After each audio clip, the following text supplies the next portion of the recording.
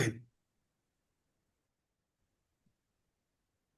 All right. So, welcome everybody to Wellness and Reflection Spaces.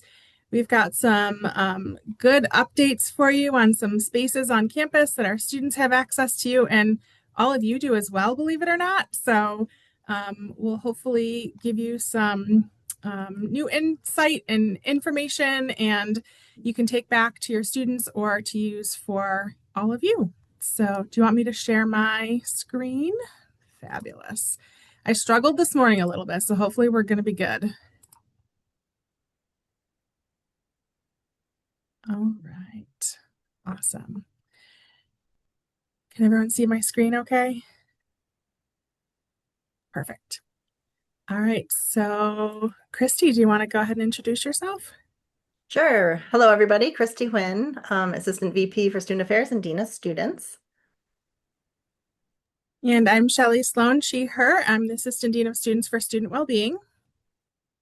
Hi, everyone. I'm Melissa Pastella. I'm the Director of Campus Events and Conference Services. And so we're going to be updating you all on what we have for today. So I wanted to start by sharing some information that I've collected over the years from the National College Health Assessment on kind of why this is important and what our students are going through right now. So we've been doing, so for reference, I came here in 2005, so it's been about 20 years, and we have done the NCHA, to my knowledge, since 2004. And so I've taken some data from 2014 to 2025 just to kind of compare what students have been experiencing when it comes to stress. And so in 2014, you can see on the left-hand side where students didn't experience stress, where they experienced stress, but it didn't really impact their academics very much. And then they experienced stress that it negatively impacted their academics. So one of the questions that they ask many versions of is, have you experienced this? Did it impact your academics, yes or no? And so we kind of can look at that to see what is influencing our students' learning and impacting their learning. So as we can see, 2021, we were kind of starting to come out of COVID, kind of, sort of. But our students that weren't experiencing stress were going down, which means their stress levels were going up. And then you can see how it's negatively impacted their academics, has gone from 28% to 41%. So we know that it's really taking a toll on their learning and their academics. So I just wanted to kind of keep that in the back of your mind as we go through some of these slides, because I think it's important. And one of the reasons that we have some of these spaces.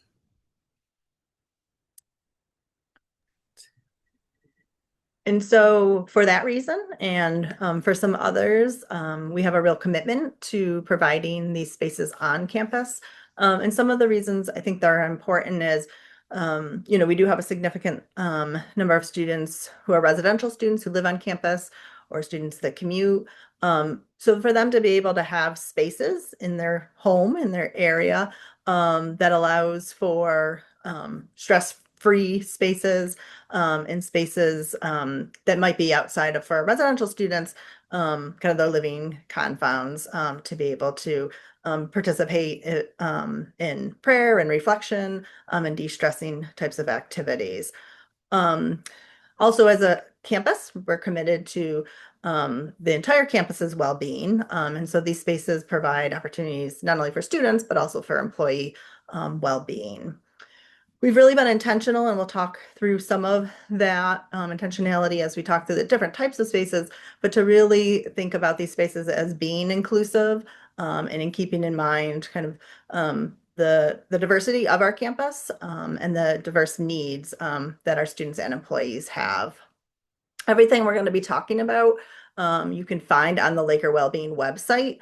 And so that's kind of a good reference point if you wanted to refer students or colleagues to these resources, or to see them yourself.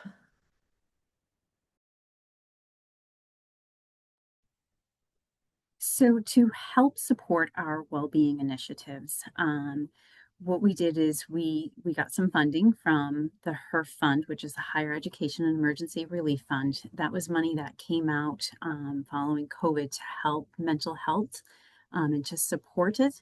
And then we also got some money from a SUNY grant to support interfaith prayer, meditation, and reflection spaces. And so with that money, we compiled it together and decided, kind of where it needed to go to best support the well-being initiatives that we're looking at. Shelly, do you mind? Thank you. So it was actually a collaborative effort to, taking a look at meditation and wellness spaces across campus. And so it was a collaboration with the Diversity and Inclusion Office and various departments within student affairs, which included the Dean of Students Office, Student Engagement and Leadership, Residence Life and Housing, Campus Recreation, and campus events and conference services, and taking a look at where those spaces are that meet the students, like Christy said, in their homes and in the areas where they are. And in doing so, we also invited student leaders from faith-based organizations to come and collaborate with us and to get their feedback, because it was important for us to recognize what their needs were in terms of prayer meditation spaces. And then the spring 2025 semester, we launched the prayer meditation room. And when we did that, we kind of took a look at access and location, accessibility, inclusiveness and safety. And we took all of those into consideration when we were looking to find a space. Next slide, please. So for the prayer meditation space, I'm not sure if any of you have checked it out yet, but if you haven't, it's a beautiful space that offers peace and calming and gives you an opportunity to reflect. It's located in Wilbur 301, and you will need your campus ID. It is accessible to students and faculty and staff. And when you go over, you'll just need to swipe your ID to get in. And that's really important that you take your ID because the door is locked. And so you will need your ID to get in. If you or your students experience issues accessing the space, they can email me, and I work with card access to ensure that they get that access so they can have access to the space. Now, if you're wondering where Wilbur 301 is, which many people often are, it's a little bit of a hike, but we've helped. We've left some breadcrumbs. There's some signage that we placed throughout Shinneman and Park that leads up to Wilbur 301. So look for the signage. But we also had an intern this past semester who one of her projects was helping to create a video to get students and faculty and staff to the prayer meditation space in Wilbur. Because like I said, it's kind of tucked away. It's a little bit hidden. We wanted you to be able to get there. So when you have a chance, go and check out our Instagram videos. And Ava, who was our intern, she gives you a great tour of how to get to the space. And then once you're in the space, what kind of amenities there are there. So once you're there, there's also a QR code that you can scan and give us feedback. So if you're in the prayer meditation room and you're thinking, we'd like some more plants, scan that QR code and give us your feedback. So that way, moving forward, we can take a look at those and see what we can do to accommodate those. Shelly? Thank you. So, like I said, this is a beautiful space. It was recently painted, and we've added some ambient lighting. So you'll see these wonderful little fan-type light fixtures hanging from the ceiling. But there's also some table lamps that are around this space, so you don't have to walk into a blinding, well-lit room if you want some, quiet, soft lighting. So there's different types of lighting. Plus there's some windows, so you'll get natural lighting as well. It's a very open space. We've added a carpet for comfort. We've added some yoga mats and some soft cushions that you can sit on the floor if you wanted to practice yoga or do some meditation. There's a bench, and then there's some comfy seats around the perimeter of the room.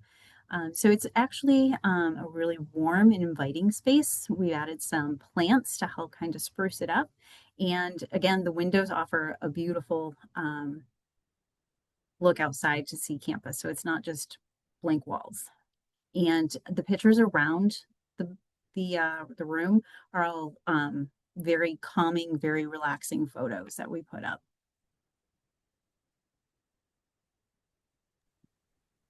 I want to talk about the privacy pods. Again, these some of what was outfitted in the parameditation room, as well as the privacy pods themselves, and some of the other things were part of what was purchased through the HERF funding.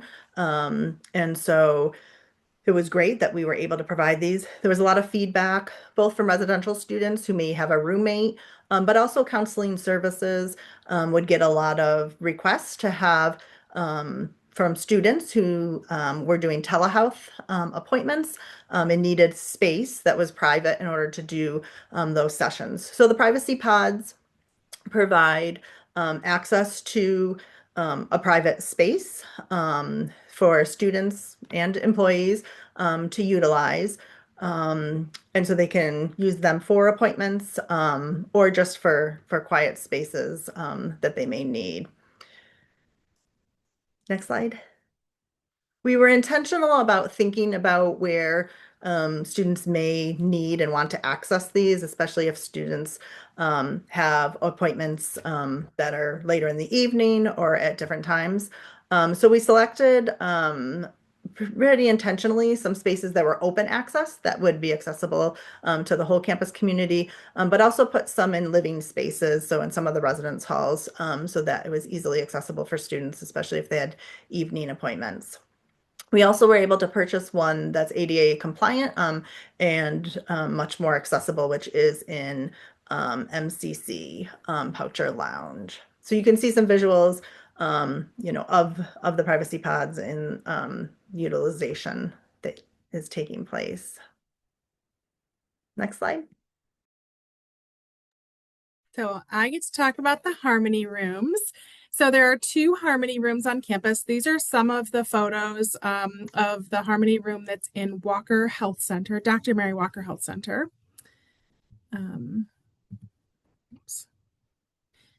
There's one that is in Penfield Library. It's on the 2nd floor, and they have some different flexible seating options, some beanbag chairs. There's some yoga mats if somebody wants to do yoga. There's a sound machine, a TV that has some meditation videos on it. And to use that space, you just have to go to the checkout and reserves desk, and you would just sign out the space. So pretty easy to do, and just kind of go up and ask for the meditation or Harmony room, and you're able to use that space in the library. And then there's also one in the Dr. Mary Walker Health Center. Fun fact, this used to look very different. It used to be the custodian's closet or the custodian space. So they really revamped it into a beautiful space. And so there's some flexible seating. They have some soft lighting. There's a massage chair that used to be, I think they had one in the counseling center, but they've moved that over. There are some screens and a TV. And so that is really drop-in. So you don't have to sign it out or anything like that. You can kind of pop in if you have time between classes or appointments, or you just kind of want to check it out. They would welcome you to pop over at any point, just kind of see what it's all about. And it's a good place to take a quick breather, take a quick time out, and maybe sit on that massage chair and enjoy some of that time. All right. So brief, quick overview. I haven't been able to look at the chat because I was sharing my screen, but I see that there are some comments, questions. Okay. That last picture we put in intentionally, so nobody's out in those Adirondack chairs today, but those were actually also purchased with the HER funding. And so again, another initiative. And yeah, so springtime, be looking for those. And those are around campus and also just a great kind of addition to campus. So Sarah's here from the library who really moved forward the Harmony room in Penfield. So it's great that we now have spaces really at kind of different spots on campus and continue to think about creating spaces, right? Just that help to nourish well-being in kind of formal ways like some of these spaces might do and just kind of in general. So Any questions or thoughts from anyone? Would it be a good idea to let the students know about these places before exams, finals, or midterms, or do you think that would lead to too much demand all at once? I think that's a great idea. I think we're always trying to promote the spaces, but I think the timing of that, specifically around some of those crunch times for students, makes a lot of sense. And so we can definitely intentionally embed that into the work that we do. And Shelly does a lot to promote. We do a lot of extra programming as well during finals and midterm times. But then yes, to promote these spaces. We're also for the first time going to be tabling at the student involvement fair to really just promote the spaces and continue to get the word out on campus. So great idea. And I think the more students use them, the more it'll kind of catch on. We hear students kind of talk, or if they step out of a privacy pod, somebody might ask a question, what is that? And so I think slowly but surely we'll get some of that traction too with some use.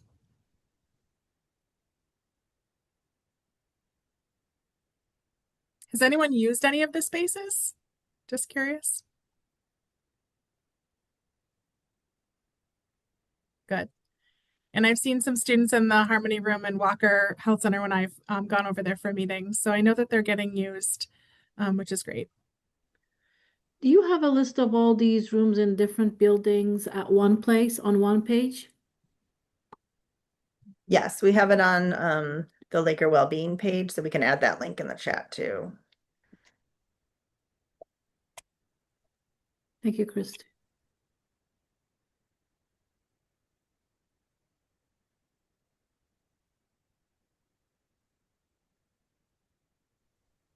I'll just throw in there, we are always, Penfield Library, we are always happy to partner with you guys in student affairs for the health and well-being of our students. So we love partnering with you, and I think having having our room named the Harmony Room, I think has worked really well in terms of, we have a sign in the Harmony Room advertising the Harmony Room at Mary Walker Health Center, so we can again cross promote the rooms, which is great. And maybe we'll put a sign up about the new meditation room too. Maybe we can make a sign that has, maybe the sign has all three of the rooms on it, and we can put it in all three of the locations. Be great.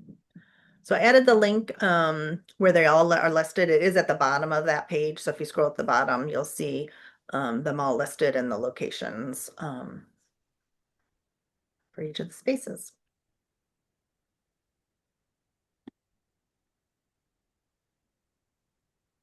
So in the prayer meditation room in Wilbur, there is a QR code that you can provide feedback, and Melissa's team monitors that and is really quick to take that feedback and integrate it. So if any of you have feedback on that particular space or in general, feel free to reach out to any of us and share that feedback. We welcome that. Do you I have do want any? to share that the prayer meditation room is a non-reservable space, so it's just come first serve. Make sure you have your ID again so that you can swipe to get in. But it is a non-reservable space. I actually had a question about the prayer meditation room. So once somebody swipes in, do they lock the door? Or could someone else come in as well? Is the room intended for one person or for groups of people? So we do ask that the door be closed when in use. That way we can just kind of get an idea of how many people are swiping to get in and to use it. But because it's a big enough room, you could comfortably seat like 5 or 8. So if they wanted to, do a small group of prayer meditation, there would be space for like 5 to 8 people to be in there at the same time. And even if they didn't know each other, we do ask that if you're in there and you're listening to music, that you use your AirPods so that you're not disruptive to others that are in the space. Just kind of being a good neighbor if you're sharing the space with somebody that you're not familiar with. We do ask that there's no food or beverages and that you do limit cell phone usage, and that if you are listening to music that you use your AirPods.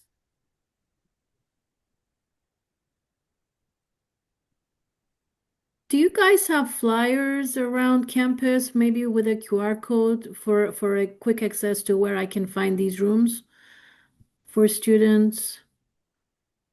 I don't I think don't we think have a comprehensive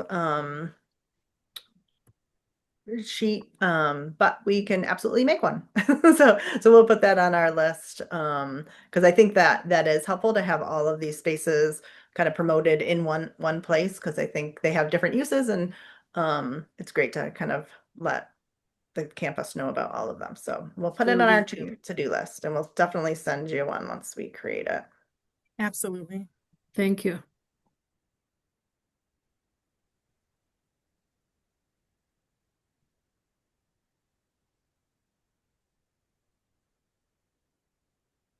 Well, thank you all. I hope you check out the spaces, and we appreciate you coming.